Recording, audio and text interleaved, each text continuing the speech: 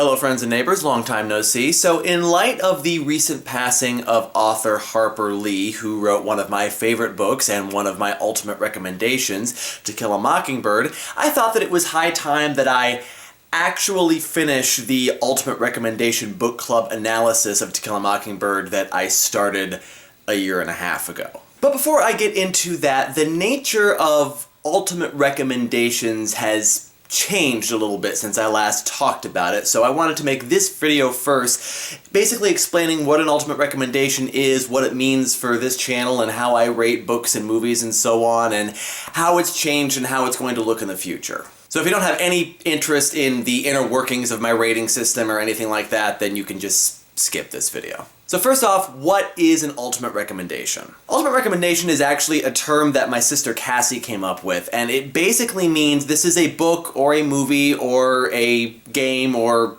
other form of medium, but we're going to be talking primarily about books here.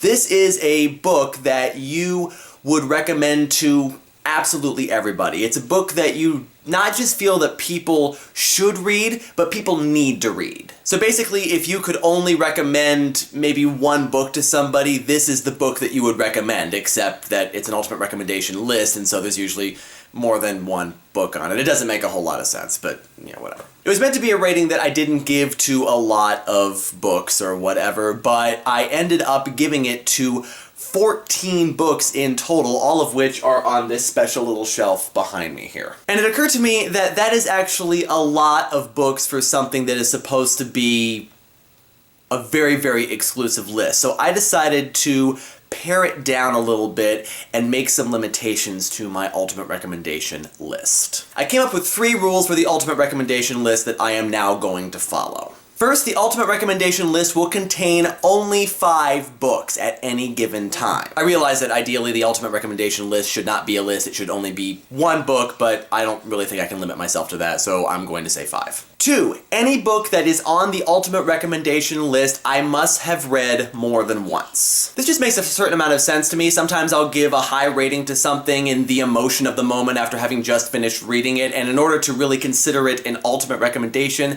I should have given it a reread to make sure that it still holds up and all that sort of thing. I'm sorry the heater kicked on. And third, and this last rule is going to cause some disagreement, and I realize that, but I do think it's an important one for me personally, so just hear me out on my rationale. There can only be 1 book per author on the ultimate recommendation list. Now again, a lot of people are going to disagree with that rule, but here's my reason for picking it. First of all, if I didn't, then my entire ultimate recommendation list would be books by John Green and Marcus Zusak. But also, for me personally, the ultimate recommendation list should be a diverse example of books that I would recommend. If I'm going to recommend more than 1 book, then I should recommend books of different types and different styles. And to that end, I want my ultimate recommendation list to be 5 very different books, and so I would like them to also be by 5 very different authors. I also feel like for me, if I'm recommending a book by a particular author, I'm kind of also implicitly recommending that author, and it seems a little redundant to recommend more than 1 book as ultimate recommendations. And again, I realize people are going to disagree with me on that, and that's fine. This is my ultimate recommendation list. These rules don't apply to every ultimate recommendation list, just my own. And so if you want your ultimate recommendation list to be something different,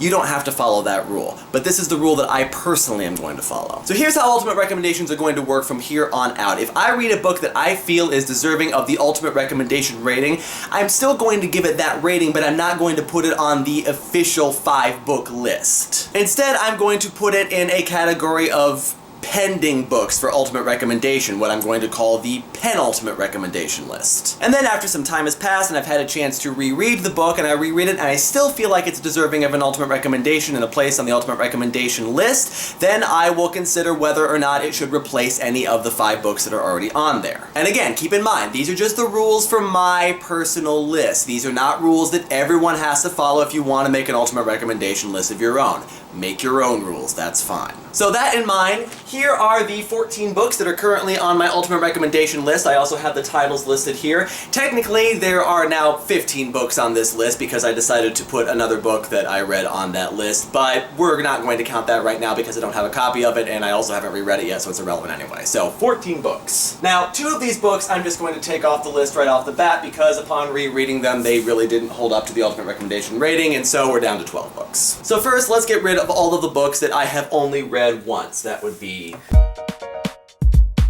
and that's it. Alright, so now we are left with all of the books that I have read more than once. So now we need to go with the duplicate authors. First, I have 2 books by Markus Zusak, The Book Thief and I Am the Messenger, and as much as I love I Am the Messenger, The Book Thief wins every time, so The Book Thief goes back on the ultimate recommendation list, and I Am the Messenger goes in the pile. And then we have 2 books by John Green, Looking for Alaska and Paper Towns. Fortunately, I don't have to choose between Looking for Alaska and The Fault in Our Stars yet because I've only read The Fault in Our Stars once, and this is an easy choice. Looking for Alaska stays on the ultimate recommendation list. And now we are left with 6 books, and I have to decide which of these 6 books is going to get kicked off the list.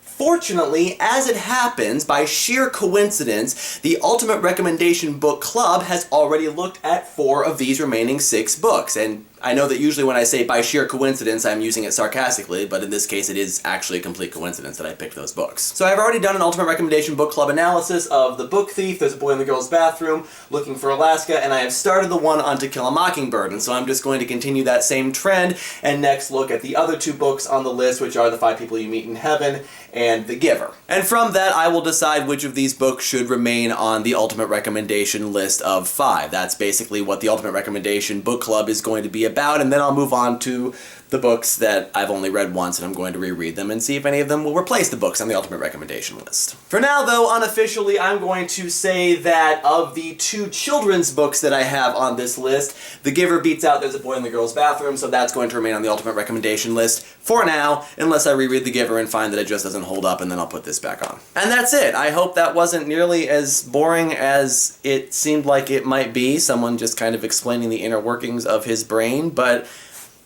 there it is. Also, I already made a video very similar to this on my second channel, so you may have already gotten this if you're actually interested in it, so there really wasn't a whole lot of point in making this video at all, but here I am doing it anyway. See you next time. So, first... Puppy. Puppy. I know this is weird. I'm talking to somebody who's not you.